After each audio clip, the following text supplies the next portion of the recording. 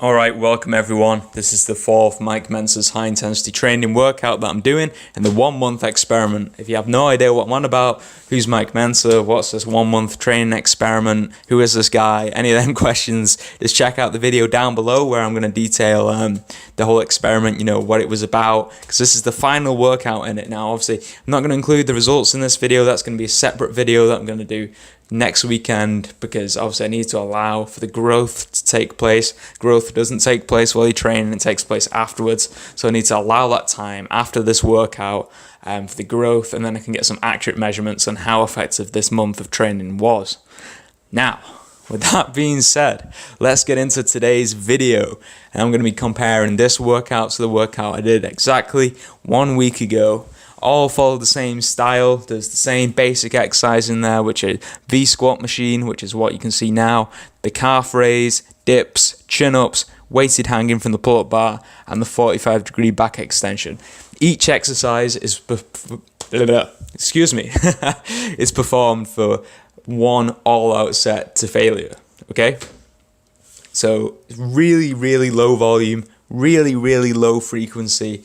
Probably goes against everything you've ever heard in the world of bodybuilding, but as a natural kind of bodybuilder, strength athlete, whatever you want to call it, this program is working hands down better than any other program that I've ever done.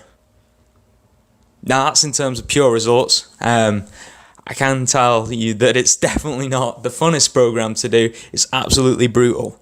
I much prefer messing around with a load of different weird variations and trying out new stuff and just getting a bit of a pump and doing this. And I like pushing myself, I do, but this is really brutal. But if you want results, and that's the bottom line, is that you want results, this program, I can't say enough good things about it. Obviously, it's only been a month, so I do have limited experience. But in my experience of this month, absolutely amazing.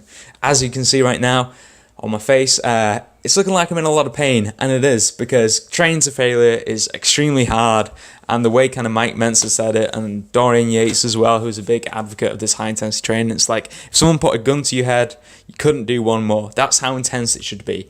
Now, I don't feel that I'm quite at that intensity, but I am pushing it as much as I can. Now, if I had a training partner next to me, like screaming at me, like, I think I could probably get that extra rep, which would make my gains even better, but I am trying to give it my all, guys, and I am getting better at it week by week, going to that point of failure, but it's taken a while. It's a really mentally tough thing to do, but I am getting better. And anyway, I had to wait about 2 minutes after I finished that set to get it up, just to do my negative rep, because I was so exhausted. But yeah, in addition to the 1 set to failure that we're doing for all exercises, we're also doing a slow negative afterwards, where applicable. Okay, so yeah, basically you can always tell when someone's working really hard when the legs start shaking. That's when you know that it's pretty difficult. But yeah, so in terms of that exercise, the V squat, I got, let me have a look now in the book, that was 80 kilograms for 19 reps. Now last session I got 60 kilograms for 21 reps. So basically I dropped 3 reps, but I increased the weight by 20 kilograms. So that's a really good progression. That's really good results, guys. I don't know what you guys think is a good result, but in my eyes, that is a really good result. Now anyway, onto the calf raise. All I've been doing for calves, always struggled with these, just cannot seem to get any growth in them, no matter what I do, whether it be just you name it. I've done it, nucleus overload, all that stuff, training every day. Nope. But I've never tried training 1 set of standing calf raises once per week. And this is what I'm currently doing. And they're getting stronger. And I can see just from looking at this video that they're showing more development than they did in the first video that I posted. So I can see that. Obviously, maybe it's illusion, maybe it's lighting, camera angle, etc, etc. So we'll have to see when I put the tape measure to the test this weekend. Because, could be illusion. But anyway, last session, so that was the third workout I did, I performed on the calf raise, let me have a look, 45 kilograms for 11 reps. Now this is, again, 45 kilograms, because we're trying to hit 25 reps before we progress in the weight. That's the progression model. And I actually got 28 reps, so That's 11 more reps than last week from doing one set and resting a week. Wow. That's pretty crazy results, you gotta admit. So obviously I was really happy with that. Can't complain, you know. Straight up. Right.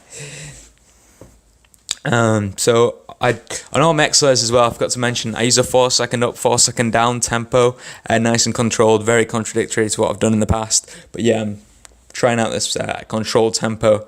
Now I really do want to explode up more of my reps, not particularly on this exercise, but especially things like dips and chin ups. I really do want to explode up, but I'm trying to just like kind of slow it right down, and it makes it so much more difficult. But yeah, that apparently could lead to better growth. We'll see. It's all a learning process. It's all an experiment. But anyway, yeah. Calf raise, I just kind of do them slow and controlled. It's kind of a feel. I think a 4-second down, 4-second up tempo would be kind of ridiculous for calf raise. But yeah. And then after I've always performed my working set of calf raise, instead of the negative rep, which I talked about, I do a top static hold and lower it as slowly as possible. So I'll go up onto my tiptoes as high as I can, hold it, and let myself down as slowly as I can. I find that's working quite well for me. But as I say, I'm not the guy to come to for calf advice, so you know. But it is working quite well for me anyway.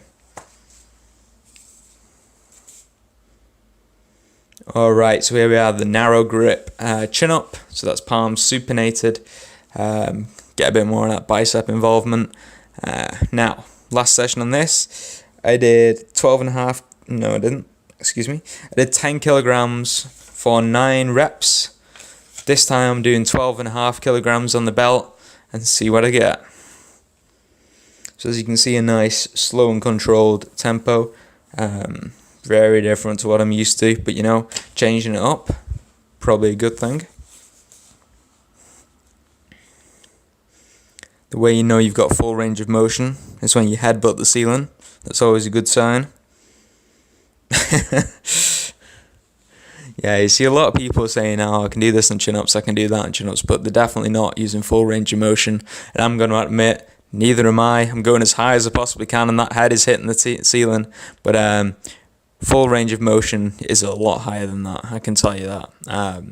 But yeah, to actually do a proper pull-up through its full range of motion is extremely difficult. Many of these people who are doing crazy weighted pull-ups, so-called, they can't actually do one single full range pull-up. But anyway, that's for a different video. I'm going off on a separate rant there.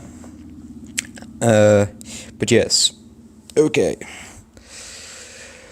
So after I've done this, I do my slow negative rep, of course. So I jump up, hold myself at the top using that static level of strength, 3 levels to strength, positive, static and negative, positive being the weakest, static being the next weakest, and the kind of negative being the strongest. So that's the thinking behind that. I picked that up from one of Mike Mentzer's seminars. Okay. So here we are, 4 plates, guys. You people who've been watching me from the old weighted hanging days where I started with 30 kilograms. Yeah, I've come a long way in quite a short space of time, actually, and building up some insane grip strength. I'm not sure if it really translates to forearm size, but actual grip strength, it works wonders. So yeah, 4 plates, 1 minute hold. You know, 1 minute hold with 4 plates. Like, I was so happy to get this because, like, those of you who've watched my workout video last week, like, it's a bit of a disaster and whatever, but really, yeah, I redeemed myself. I got the 4 plates. Absolutely ecstatic about that. So yeah, you get an awesome stretch. Don't think that stretch is going to build you back, because it won't. I've tested that out, and in my experience, just this weighted stretch, like, didn't do anything for my back, but it will do a lot for your grip strength. If you wanted to do it for your back, then I'd recommend strapping up, but it's a massive pain to do, and I was going to do it, but then it was so fiddly that I just gave up on it. That's real talk right there. But if you want to try it, it can be done. You know, if you're a ninja with the straps and you can strap up easily to the pull-up bar, then go for it. But yeah. All right.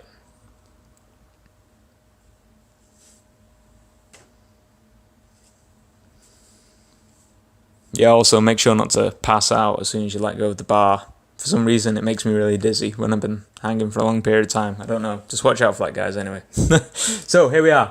Weighted dips. Now, absolutely love this exercise. Look at that extreme range of motion. Could be very dangerous. Could snap up my shoulders, but to be honest, it feels absolutely great to me. So, you know, you got to use your own intuition. I've been training for a few years. I know what feels good. I know what feels bad. And this full range of motion feels absolutely amazing. So, very contradictory, but isn't this whole training style, you know, this whole frequency, everything. So, you know, just do what you believe, you know. It's all a mindset. That's what they say, isn't it? Anyway, so last session for dips, I got, let me have a look, 12.5 kilograms for 8 reps. This time I got 12.5 kilograms for 9 reps. I'm sure I could have got another one if I didn't absolutely wuss out. Yeah, I could have easily got another one. I mean, you're looking at this video like, no, you couldn't, but trust me, I knew that I could have got it, and I was just being a princess. There's nothing more to say. I was being a princess, so I didn't get 10 reps, but I did get the 9 reps, so I can progress up in weight if I decide to continue with this program. But as I say, this will all be detailed in the video that's going to be dropping this weekend, so look out for that. And I'll link it down below for when that's out as well. Okay, so again, just like with all the other exercises, going for the slow negative here with the dips.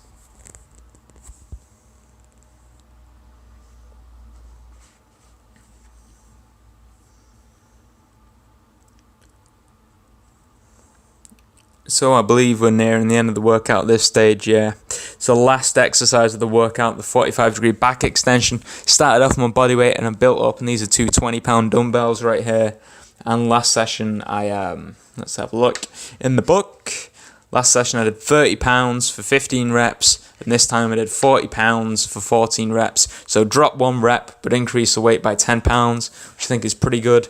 But again, rep range is way too high on this still, so I need to up that weight. Now, you'll see on my first few reps I did on this, my dumbbells were touching the floor, and then I did some reps where my dumbbells were slightly hovering off the floor.